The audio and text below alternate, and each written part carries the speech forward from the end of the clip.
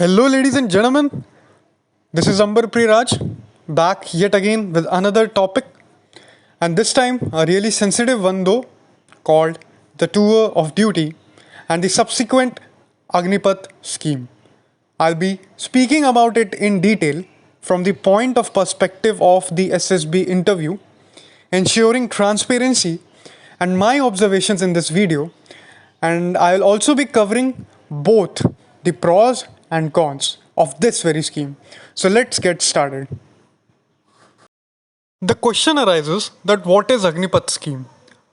So unveiling Agnipath, a major defense policy reform for recruitment of soldiers, sailors and airmen into the Indian Army, Indian Navy and Indian Air Force, the government announced that personnel recruited under the scheme on short-term contractual basis will be called Agniveers.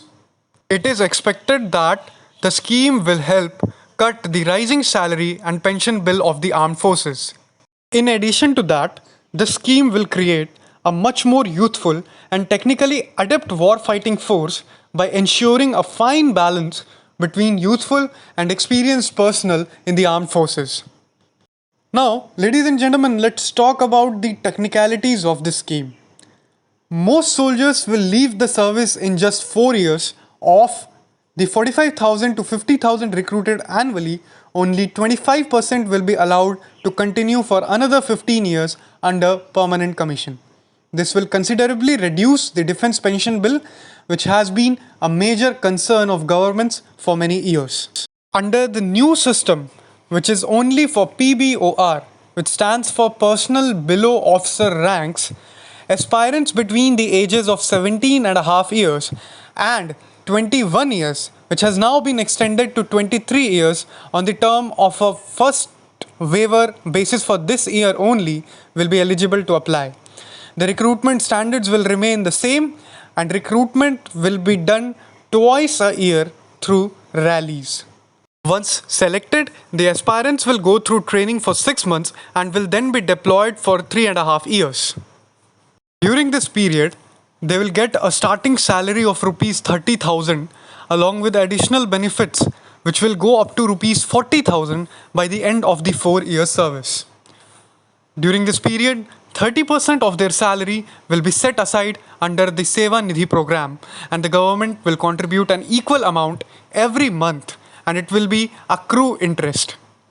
At the end of the 4-year period, each soldier will get rupees 11.71 lakh as a lump sum amount which will be tax free.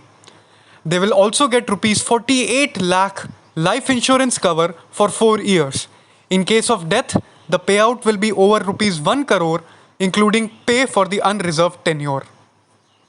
After 4 years, only 25% of the batch will be recruited back into their respective services for a period of 15 years. For those who are reselected, the initial 4-year period will not be considered for retirement benefits.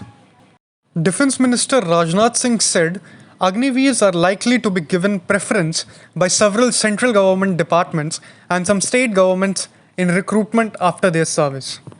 According to the government, the Agniveer will emerge with a unique resume, military discipline and fitness. Also, the Seva Nidhi money, which will be over rupees 11 lakh and given to them at the end of their service, will help them become entrepreneurs. The scheme will also significantly reduce the defense pension burden with a huge veteran population. The government ends up paying over rupees 1 lakh crore annually in defense pensions. The government allocated rupees 1.2 lakh crore for defense pensions this year out of a total defense budget of rupees 5.25 lakh crores.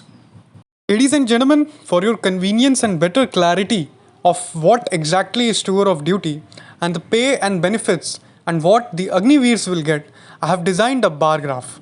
You can have a look at that.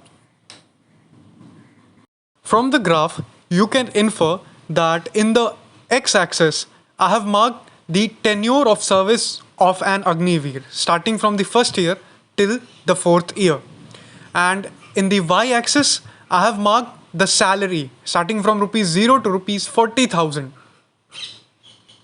The bar graph also includes several other aspects like basic pay per month, contribution to Seva Nidhi, that is 30%, in hand is 70%, and the government contribution to Seva Nidhi, which is again 30% of the salary given to the Agniveers.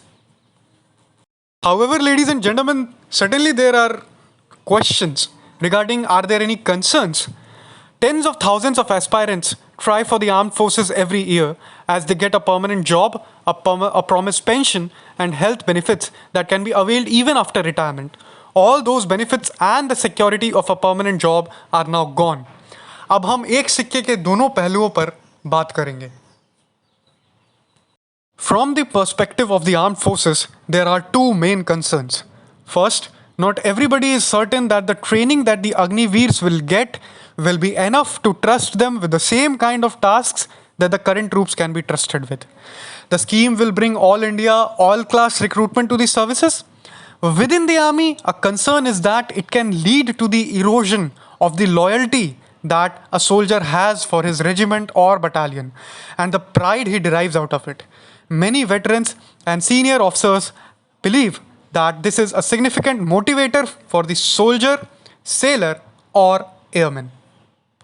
Ladies and gentlemen, in my opinion, the Agnipath scheme will not be vital in the longer run. My recommendations are that, firstly, don't halt the process of recruitment completely, like we have seen from the past 2 years. Issues of candidates who have passed their recruitment tests and waited an eternity for the results must be addressed as they can't be left stranded. Fill up the vacancies which are vacant through regular army recruitment drives. Secondly, modernization should be done in a phased manner. The point is that armed forces should not radially try to change something. Halting recruitment process is no solution. Rather, it should have been done in a phased manner throughout 4 to 5 years. At last, I would like to say that camaraderie is next to combat. And with these final words, I'll end up here. And also, I'll urge all of you to kindly comment down your opinion on this topic, on this very scheme. And of course, constructive criticism is cordially invited. I'd be happy to note that. Thank you very much.